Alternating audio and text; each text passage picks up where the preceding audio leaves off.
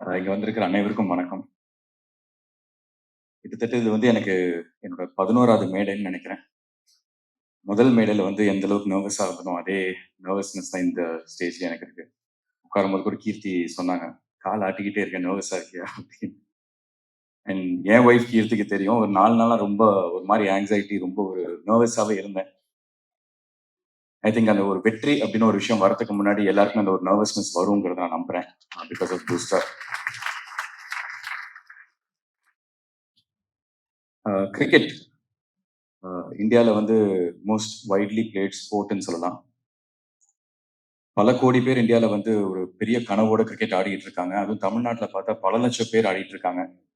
என்னன்னா ஒரு வாய்ப்பு ஒன்று கிடைச்சா நம்ம வந்து ஒரு ரவிச்சந்திரன் அஸ்வின் ஆயிட முடியுமா, நம்ம ஒரு நட்ராஜ் ஆயிட முடியுமான்னு அந்த ஒரு வாய்ப்புக்காக வந்து பல லட்சம் பேர் அங்கே வெளியில வந்து பல லட்ச அஸ்வின், பல லட்ச நட்ராஜ் வந்து வெளியில விளையாடிட்டு இருக்காங்க.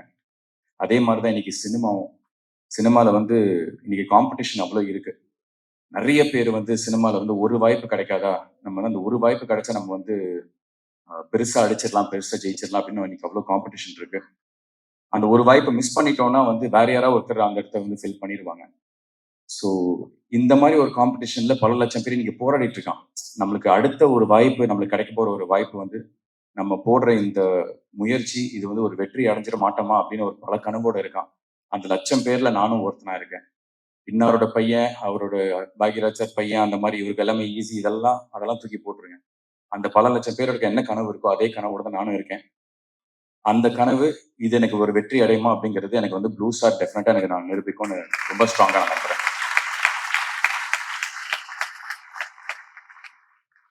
முதல்ல இந்த படத்தோட தயாரிப்பாளர்கள் மூர்த்தி சார் அண்ட் சௌந்தர்யா, அவங்களுக்கு என்னோட நன்றி. பிகாஸ் நிறைய ஸ்ட்ரகிள்ஸ், நிறைய ஹேர்டல்ஸ் இந்த படம் ஃபேஸ் பண்ணிச்சு. லொகேஷன் வைஸாகவும் சரி, கிளைமேட் இதெல்லாம். பொதுவாக வந்து ஒரு ரஞ்சித்னா மாதிரி வந்து ஒரு ஒரு எக்ஸ்பீரியன்ஸான ஒரு ப்ரொடியூசர், அவங்க வந்து இதை ரொம்ப ஈஸியாக அதை ஹேண்டில் பண்ணுவாங்க. பட் புது ப்ரொடியூசர்ஸ்லாம் வந்து பயந்துருவாங்க. பட் எந்த விதமான ஒரு பயமும் இல்லாமல், எந்த விதமான ஒரு தயக்கமும் இல்லாமல் டைரக்டருக்கும் சரி, மற்ற டெக்னீஷியன்ஸ் அண்ட் ஆக்டர்ஸ் எங்க எல்லாருக்குமே வந்து நீங்க நினைச்ச சினிமாவை எடுங்க அப்படின்னு வந்து அவ்வளோ ஃப்ரீடம் அண்ட் அவ்வளோ ஸ்பேஸ் கொடுத்த தயாரிப்பாளர்களுக்கு நன்றி. அதுக்கப்புறம் எல்லாரும் சொன்ன மாதிரி வந்து இது வந்து ஜெய் பிரதரோட லைஃபோட கதை தான். இன்ஃபேக்ட் வந்து அசோக் பிளே பண்றது வந்து ஜெய் பிரதரோட அண்ணன், அவர் பேர் ரஞ்சித். அதை தான் வந்து அசோக் பிளே பண்றாரு. ஜெய் பிரதரோட ரோல் வந்து பிருத்வி பிளே பண்றாரு, சாம். அண்ட் இவங்க 2 பேருக்கு ஆப்போசிட்டா ஒருத்தர் இருந்தார், ராஜேஷ் அப்படின்னு. அந்த கதாபாத்திரம் தான் வந்து எனக்கு கொடுத்துருக்காரு. எனக்கு என்னன்னா வந்து இது 1998 நடக்கிற ஒரு கதை, அரக்கோணம் பேக்ட்ராப். சாந்தனு அப்படிங்கிற ஒரு நடிகரை வந்து அந்த 1998 இருக்கிற அந்த ராஜேஷ் கதாபாத்திரத்துக்குள்ள அழகா உட்கார வைக்க முடியும்னு ஃபர்ஸ்ட் என்ன நம்பின ஜெயினாக்கு வந்து ரொம்ப ரொம்ப நன்றி. பிகாஸ் ஒரு நடிகருக்கு வந்து அதுதான் ரொம்ப ரொம்ப முக்கியம். ஒரு ரைட்டர், ஒரு டைரக்டர், அவங்க ஃபர்ஸ்ட் ஒரு நடிகரை நம்பணும். ஸோ அவர் என்னை நம்பி எனக்கு கொடுத்தப்போ வந்து சரி, நம்ம ஏதோ ஒரு இடத்துல வந்து நம்ம வந்து நேர்மையா இருந்திருக்கோம். அந்த நேர்மைக்கான ஒரு பலன் தான் இந்த படம் எனக்கு கிடைச்சிருக்குங்க நம்புறேன். ஸோ ஜெய் பிரதர், ரொம்ப ரொம்ப தேங்க்ஸ். அண்ட் நிறைய திரை